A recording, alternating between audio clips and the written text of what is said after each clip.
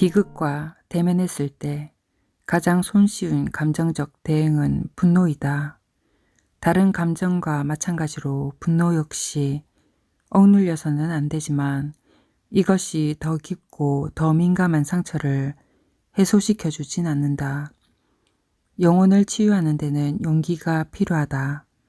어릴 때는 아무것도 아닌 것에 공포를 느끼곤 한다.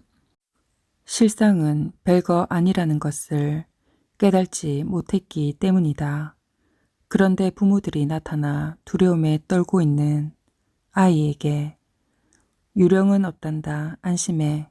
우리가 널 지켜줄게 라고 말하면 아이는 스스로 만들어낸 두려움 속에서 탈출할 수도 있다. 우리는 어른이 되어서도 이런 보호자를 갈망한다. 가끔씩 공포와 실상의 간격을 메우는 것이 힘들기 때문이다.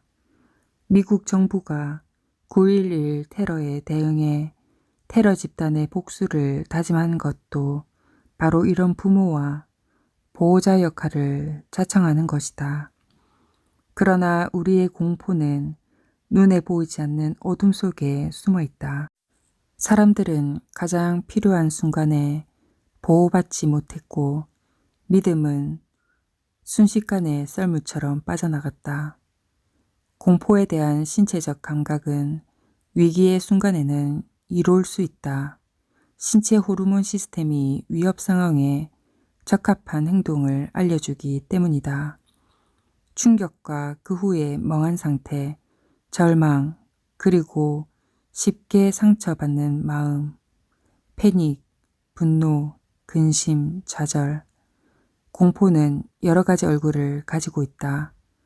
이렇게 다양한 공포를 다루는 가장 최선의 방법은 무엇일까? 일단 인간은 어떤 상황에 처해 있건 궁극적으로는 공포에서 해방될 수 있다. 자유롭게 공포의 감정을 표현하면서 자신이 무엇을 들어왔는지 마음껏 이야기하라. 이것이 공포를 극복하는 첫 단계이다. 만약 공포를 표현하는 것을 나약함이라고 배웠다면, 그래서 드러내놓고 이야기하는 것이 불가능하다면 바로 그 느낌에 대해서 이야기하라. 인간에게 부끄러움을 느끼게 하는 죄의식은 공포를 벗어버리는데 커다란 장애물이 된다. 지금부터 나오는 방법들은 그대가 보다 효과적으로 공포에서 탈출할 수 있게끔 도와줄 것이다. 공포를 육체적인 감각처럼 보고 느낀다. 공포가 오래되고 낡은 에너지에 뿌리를 두고 있다는 것을 기억하고 이 폐쇄적인 에너지가 몸에서 빠져나갈 것을 요구하라. 떠날 준비가 되어 있는 것을 미리 떠나보내고 그것과의 작별을 적극적으로 구한다.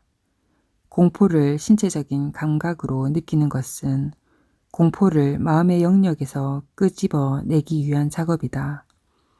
공포는 스스로 목소리를 내서 일어나지도 않는 많은 위험에 속삭인다. 공포는 파멸한 혼란에서 발생하지만 그것의 존재 자체가 또 다른 파멸과 혼란을 불러올 수 있다.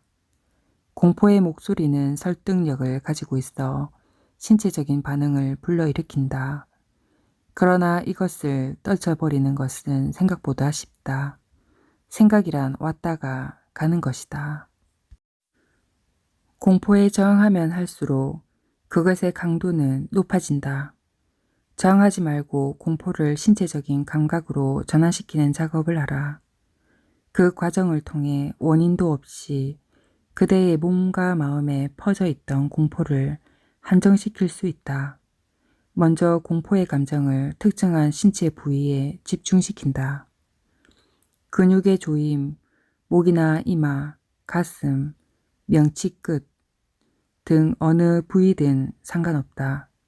그저 신체의 한 부위에다 공포의 감각을 집중시키는 것이다. 우리는 나약해지거나 마음이 무거울 때 다리가 풀린다거나 무릎에 힘이 빠진다고 말한다. 우리는 종종 감정이 신체적인 반응으로 나타나는 것을 경험하고 그것은 신체적인 감각을 빌어 표현하기도 한다. 바로 이런 식으로 공포의 감각을 신체에 집중시키면 된다. 두근거리는 심장박동에 집중한다든지, 배에 나비가 앉아있다고 생각하든지, 아니면 무릎에 힘이 빠졌다고 느끼든지, 어떤 식으로든 좋다. 어떤 형태로든 공포와 근심을 신체적인 감각으로 전환시키도록 한다. 이런 감각은 예전에 체험했던 공포의 생물학적인 잔재들이다. 과거 뭔가에 아주 놀랐다면 그런 비슷한 일이 다시 발생했을 때 마음과 신체는 예전에 느꼈던 증상들을 다시 창조해낸다. 공포의 아픔 역시 똑같이 재현되는데 이것은 특정한 신체적 반응을 불러일으킨다. 이런 현상은 에너지가 작용하기 때문에 일어난다고 볼 수 있다. 자아를 치유할 때는 생각이 아니라 에너지가 중요하다. 구두굽에 박힌 조약돌처럼 이 에너지는 아주 귀찮을 정도로 고통의 신호들을 상기시킨다. 그러나 이 조약돌이 얼마나 성가신지에 대해서만 생각하는 것은 좋지 않다. 에너지를 움직이지 않고 그저 머릿속에만 담아둔다면 마음의 안정은 달아나 버리고 만다. 고통과 근심은 끊임없이 생각을 불러일으키고 공포의 에너지는 이 생각의 꼬리를 따라서 이리저리 마음을 휘젓고 다니기 때문이다. 이제는 원치 않는 에너지에게 떠나라고 말하자. 그리고 그것이 멀리 떠나도록 내버려 두자. 이러한 노력이야말로 공포를 없애는데 가장 중요한 과정이다. 깊고 편안하게 숨쉬기. 복부 저 아래까지 공기가 꽉 차도록 숨을 들이신 다음 내쉴 때는 깊은 한숨을 토해내듯 아주 자연스럽게 내뱉는다. 아무것도 남김없이 숨을 토해낸다. 듣기. 내부를 들여다보면서 공포의 에너지에게 물어라. 그것이 나에게 말하고자 하는 바가 무엇인지. 우리는 영혼의 내부의 수천 개의 상처 주머니를 가지고 있고 그 상처들마다 이야기거리가 있다. 공포 에너지가 어디서부터 오는지 마음을 열고 편안하게 들여보라. 그대가 메시지나 이미지들을 받기 시작할 때 공포는 이해되기 시작할 것이고 그것을 내려놓은 작업은 보다 수월해질 것이다. 움직이기. 갇힌 에너지는 얼어있다. 그것은 자각의 강에 떠있는 얇은 살얼음판이다. 흐름을 막는 유리판과도 같다. 이렇게 막힌 것들을 움직이게끔 해야 한다. 얼어있는 것은 녹여야 한다. 신체를 움직이는 것은 막혀있던 에너지를 흐르게 하는데 큰 도움을 준다. 달리고 움직이는 활동은 가시적인 긴장을 풀어주는데 아주 좋다. 막혀있던 깊은 에너지들이 그대의 신체적인 움직임에 반응을 보일 것이다. 소리 지르기. 분노는 분명치 않는 목소리를 가지고 있다. 이 목소리는 아주 미약하기 때문에 선명하게 들리지 않는다. 그러나 분노는 소리 지르는 걸 좋아한다. 온몸이 분노로 가득 차 있다면 소리를 지르고 화내고 중얼거리고 으르렁거리고 훌쩍거려라. 깊은 곳에서 공포의 감정이 느껴진다면 그 소리가 자연스럽게 밖으로 나오도록 내버려두라. 베개에 얼굴을 묻고 소리 지르는 것도 좋은 방법이다. 절대 분노의 목소리를 강제로 막지 않는다. 좀 더 부드럽게 음주르라. 신체적인 억압이 느껴질 때면 억압의 정도에 맞추어 콧노래를 흥얼거리고 에너지들이 목소리로 옮겨올 수 있도록 하라. 높거나 낮게 그 에너지들이 원하는 대로 무엇이든 음주르라. 사실 그대는 의식하지 못한 상태에서 이미 많은 것을 음주려 왔다. 비탄에 빠졌을 때 나오는 한숨 소리, 실망했을 때 내뱉는 한탄의 소리, 신체적인 고통이 있을 때 흘러나오는 신음소리, 날카로운 통곡 소리 등 모든 것이 바로 음주리는 소리다. 뭔가 충격을 받았을 때 사람은 누구나 날카로운 소리로 반응한다. 공포의 반응들은 이미 모두 내부에 저장되어 있다. 부정적인 에너지들은 뇌의 감정적인 중추뿐 아니라 신체와도 깊은 관련이 있고 그것들에 영향을 주기 때문에 그것을 특정한 장소에 한정시키는 작업이 필요하다. 스트레스를 포함한 부정적인 에너지들을 자연스럽게 표현하고 나면 공포 역시 완화될 것이다. 공포를 내려놓게 하는 중요한 요소는 신뢰이다. 우리는 신뢰하는 감정을 가질 때 숨겨두었던 원초적인 공포를 기꺼이 내보내고자 한다. 신뢰의 목소리는 우리에게 안전하다고 안심해도 좋다고 말한다. 이런 목소리는 아주 중요하다. 상처받은 사람들에게는 감정을 드러내도 괜찮다는 약속. 그리고 안전한 천국이 바로 지금 이 순간이라는 사실이 치유를 부르는 메시지가 되기 때문이다. 문제는 우리가 어디서 이 신뢰의 전환점을 가질 수 있냐는 것이다. 일단 그대는 스스로 신뢰해야 한다. 충분히 안전하다고 느낄 때 우리는 모든 감정을 숨김없이 드러낼 수 있다. 세상의 모든 사람들은 계속 자신이 무엇인가 속박당해 있다고 느낀다. 따라서 내부에서 무언가를 끄집어내는 것을 아주 당황스럽게 여긴다. 고통의 에너지는 억누를수록 더욱더 강해질 것이다. 고통과 부정적인 믿음의 악순환은 깨어져야만 한다. 부정적인 믿음과 잘못된 신념은 공포의 에너지를 더욱더 두껍게 한다. 이제 그 부정적인 믿음의 자리에 다음과 같은 믿음의 초석을 세워야 할 때이다. 완전하게 받아들일 수 없다 해도 일단 시작하는 것이 중요하다. 긍정적인 믿음 하나가 부정적인 믿음을 쓰러뜨리고 변화를 가져올 것이다. 그대가 가고 있는 길이 바로 치유의 길이다. 부정적인 믿음 중 한 가지를 택한 그것이 어떻게 그대에게 영향을 끼쳤는지 하루 동안 고민하고 또 고민하라. 그런 후 다음날 부정적인 믿음이 있던 자리에 긍정적 이름을 올려놓아라. 부정적인 믿음과 긍정적인 믿음이 그대에게 어떤 식으로 영향을 주었는지 솔직하게 표현하라. 새로운 믿음의 체계를 만들어 나가는 것은 하나의 전쟁이다. 그대는 자꾸 밀고 들어오려는 부정적인 믿음들을 막아내고 가까이에 사라지려 하는 긍정적인 믿음을 꼭 붙들어야 한다.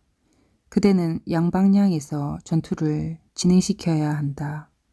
치유의 여정 중 어느 시점을 통과하고 있든지 그대는 온전한 그대로 남아 있을 수 있다.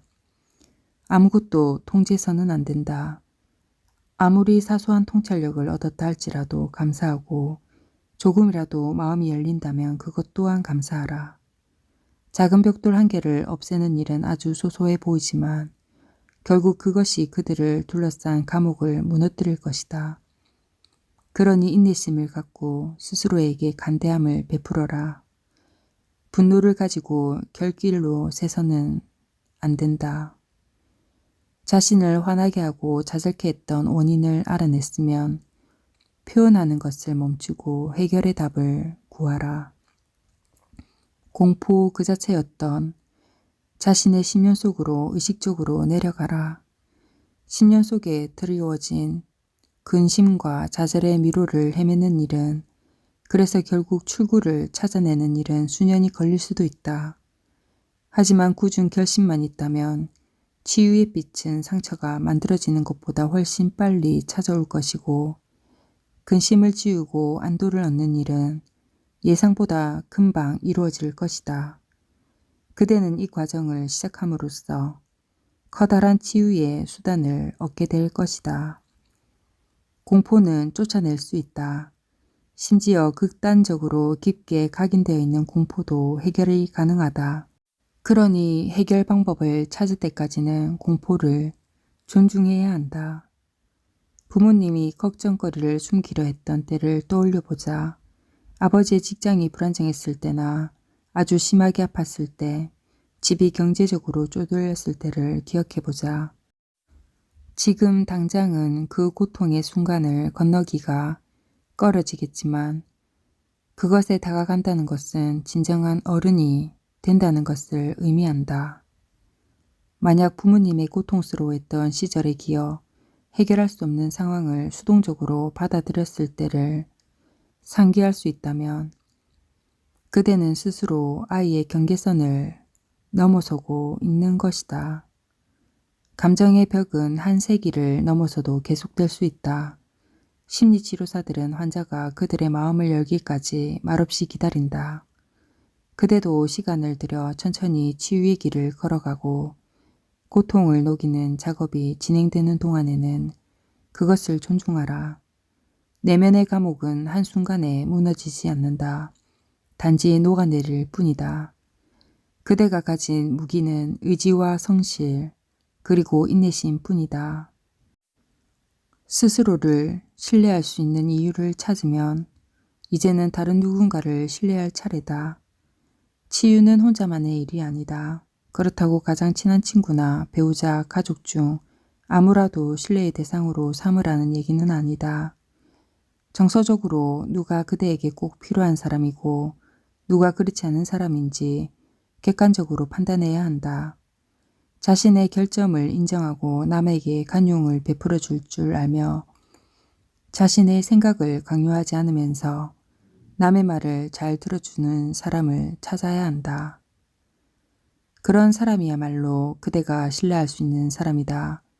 그에게 다가가 그대가 줄곧 표현하고 싶었던 고통 하나를 나누어라. 나눔의 과정은 아주 소중하다. 그리고 그들이 그대에게 마음을 열 것을 기대했다면 그대 역시 그들에게 마음을 열어야 한다. 만약 자신에 대해서 얘기하는 것이 어렵다면 상대방에게 특별히 시간 내달라고 요청해도 좋다. 이것은 상대방이 어려운 상황 속에 있을 때 그들 역시 그대에게 특별한 시간을 내달라고 부탁할 수 있음을 의미한다. 그러나 다른 이의 동정심을 스트레스를 푸는 도구로 이용하지는 말아야 한다. 또한 충고해 주기를 요청하지도 말아라. 그들은 그대가 고통이 치유 과정을 직접 시작할 수 있도록 그들을 믿어주고 도와주는 일을 할 뿐이다. 그대의 목적은 그들과의 만남을 통해 부끄러움과 죄의식, 당혹감과 같은 부정적인 에너지들을 밖으로 드러내는 데에 있다. 이렇게 에너지들을 밖으로 노출시킬 때에만 그것을 해결할 수 있는 방법은 다가온다. 그러나 치유를 도와줄 안내자를 찾는 과정은 꽤 어렵다. 그래서 전문가들이 있는 것이다. 만약 그대가 전문가를 찾아간다면 머리로서만 아니라 가슴으로도 그를 신뢰해야만 한다. 또한 상대방도 그대가 드러내길 원하는 어두운 에너지를 받아들일 수 있을 만큼 열려 있어야 한다. 수년 동안의 경험에 비추어 볼 때 언제나 믿을 수 있는 영적인 법칙 하나는 바로 이것이다. 우리가 준비되어 있다면 우리를 이끌어줄 안내자는 반드시 나타난다. 지금 그대의 삶 속에 들어가 있는 누군가에게 의지하라. 성실한 눈으로 그대의 모든 에너지를 직시하고 그대와 주변 사람들의 경계선을 존중하라. 양파와 껍질을 벗겨내듯 자신의 내면에 들어있는 것을 드러내다 보면 인내와 도움이 필요한 순간에 누군가 나타나서 기가 막힌 도움을 줄 것이다.